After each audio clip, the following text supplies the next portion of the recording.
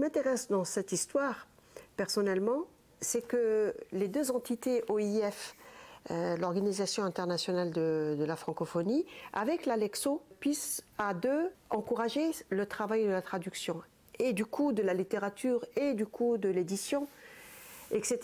C'est tout un monde, et du rapprochement, bien sûr, des cultures et des peuples. Quel effet j'escompte sur le lectorat francophone? Quand on traduit en français, cela signifie que ce ne sont pas seulement des lecteurs en terre européenne ou français, ça peut être des lecteurs belges, ça peut être des lecteurs de toute l'Afrique subsaharienne qui parlent le français, tout comme ça peut être les îles des territoires d'outre-mer et du Canada, une partie du Canada, Montréal et le Québec.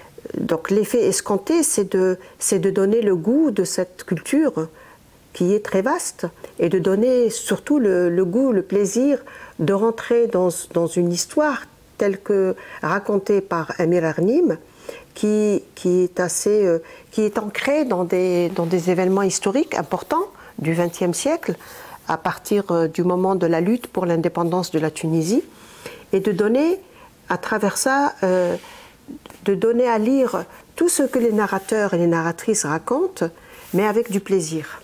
L'univers narratif de l'autrice tunisienne, qui est aussi académicienne, elle est enseignante universitaire, qui est linguiste.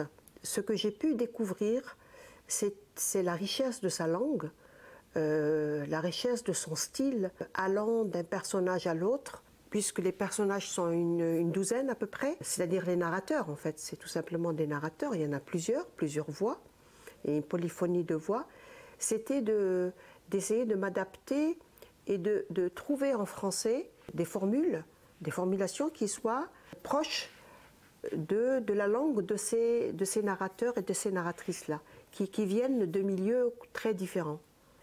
Alors, les défis que j'ai rencontrés lors de la traduction du roman d'Amir Arnim, Le désastre de la maison des notables, Nazilat Dar al-Akabir, a été d'abord le fait que moi, je sois moi-même autrice et poète, et de faire attention à ce que je ne plaque pas ma façon de voir la langue ou les images, c'est de me méfier du fait que moi-même je sois productrice de littérature, de textes littéraires.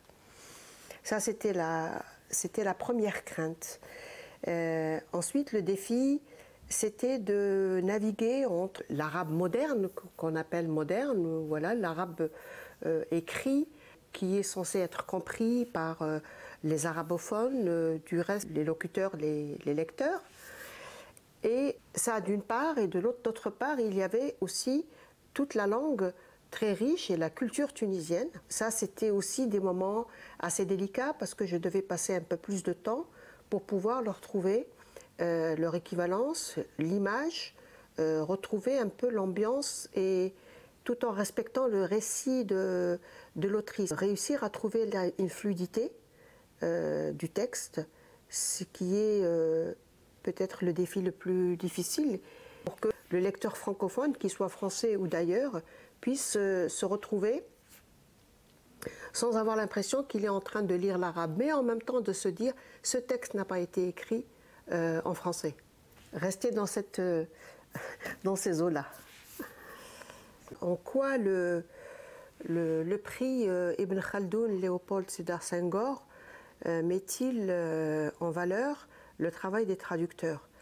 C'est déjà ce lien qui est assez ancien entre le français et l'arabe, entre les deux langues, avec toute leur richesse. Les langues qui, des fois, sont mises dans des liens historiques un peu conflictuels. Donc, il me semble que l'importance de ce prix, c'est de se rappeler que la langue arabe, déjà, est partout chez elle. Nous sommes assez nombreux, que ce soit l'arabe parlé ou l'arabe parlé et écrit.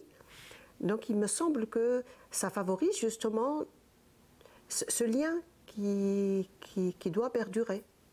Est-ce que je pense que la traduction peut être confiée à l'intelligence artificielle?